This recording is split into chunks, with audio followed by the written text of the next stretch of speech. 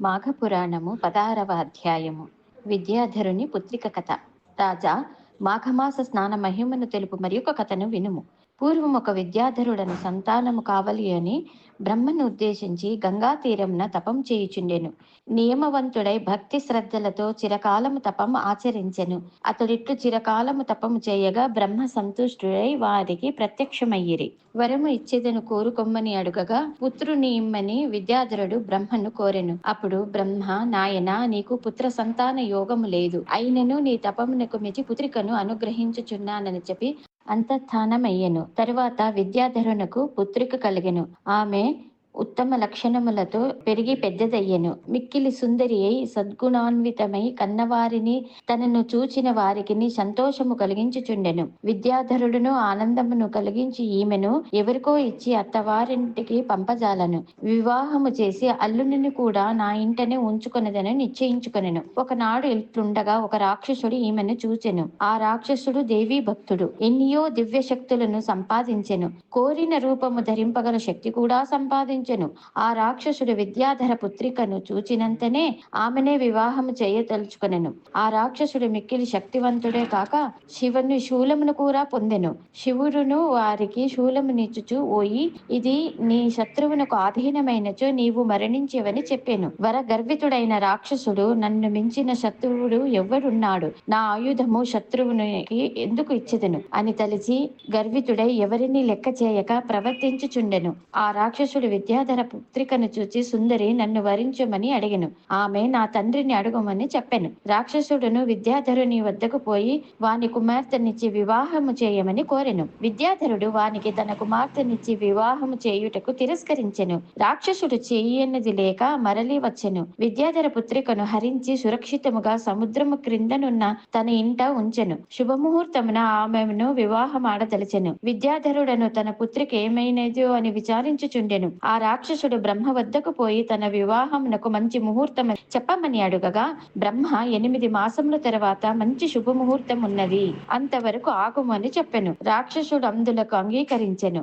అతడు విద్యాధర పుత్రికతో, 8 మాసముల తర్వాత శుభముహూర్తమున నిన్ను వివాహము చేసుకొనెదను. ఈ లోపులన నిన్నేమియూ బాధింపను, కోరిన వస్తువులన్నీ తెచ్చి ఇస్తును.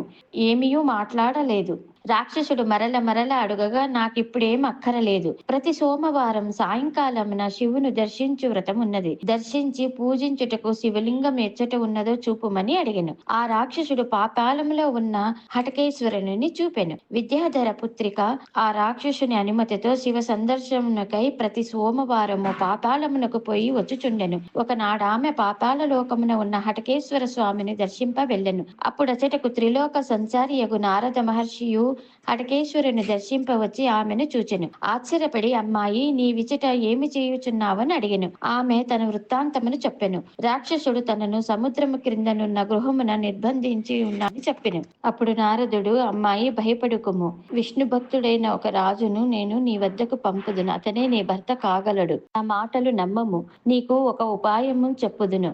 ఇచట పరమేశ్వరునికి ఎదురుగా మానస సరోవరము కలదు.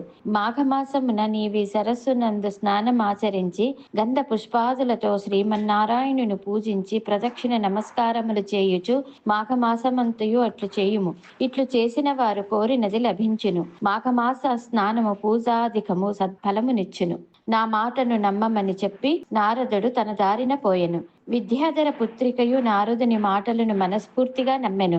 మాఘమాసమంతయు హటకేశ్వరపురమందున్న మానస సరోవర వద్దకు వెళ్లి స్నానము చేసి పూజ మున్నగు వానిని చేయుచుండెను. నారదుని మాట యథార్థమగుటకై ఎదురుచూచుచుండెను. మాఘమాసమును వ్రతముతో గడిపెను. నారదుడును లోక సంచారము చేయుచు సౌరాష్ట్ర దేశమును పరిపాలించుచున్న శ్రీ మహావిష్ణువు భక్తుడగు హరిద్రదుడను మహారాజును చూచెను. ఆ రాజు సర్వాకాల సర్వావస్థలయందును శ్రీ మహావిష్ణువును స్మరించుచుండెను. అందరి యందును శ్రీమన్నారాయణునే దర్శించుచుండెను. వారిని హరి అని ఆహ్వానించుచుండెను. విష్ణు అని పిలుచుచుండెను. గోవింద అని మాటలాడుచుండెను. శ్రీకృష్ణ అనుచు వస్తువును స్వీకరించుచుండెను. దామోదర అనుచు భుజించుచుండెను. కేశవ అనుచు నిద్రించుచుండెను. నారసింహ అని స్మరించుచుండెను. హృషికేశ అని మేలుకొనుచుండెను. వామన అనుచు తిరుగుచుండెను. ఏ పని చేయుచున్నను, ఎవరితో మాట్లాడుచున్నను, ఏదో ఒక విధముగా శ్రీమన్నారాయణుని తలుచుచుండెను. ఇట్లు విష్ణువు భావన తన్మయుడైన హరిద్రథుని వద్దకు నారద మహర్షి వెళ్ళెను. హరిద్రథుడు నారద మహర్షిని చూచి ఎదురుగా వచ్చి గౌరవించిరి. తగిన ఆసనమున కూర్చుండబెట్టిరి. అనేక ఉపచారములతో పూజించిరి. నారదుడును రాజా విద్యాధర కన్య ఒక దానిని గర్వితుడైన రాక్షసుడు ఒకడు బలత్కారముగా అపహరించి సముద్రాంతర్గతమున దాచియుండినాడు. ఆ విద్యాధర కన్యక త్రిలోక సుందరి, సద్గుణశీల.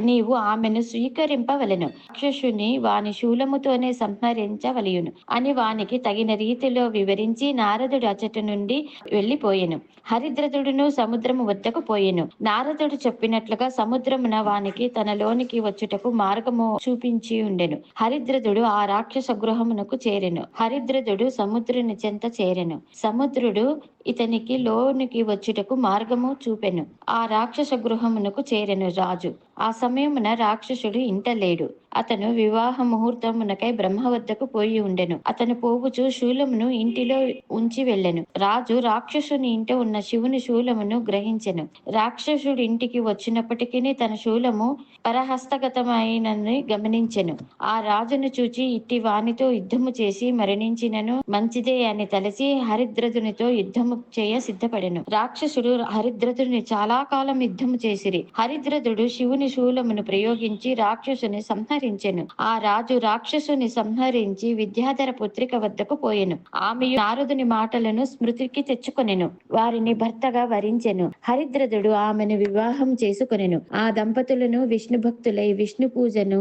శివకేశవుల పూజను, మాఘమాస స్నానమును మానక చేయుచుండిరి. చిరకాలము సుఖ శాంతులతో శుభ లాభాలతో జీవితమును గడిపి శ్రీహరి సాన్నిధ్యమును చేరిరి అని వశిష్ఠుడు మాఘమాస మహిమను దిలీపునకు వివరించెను.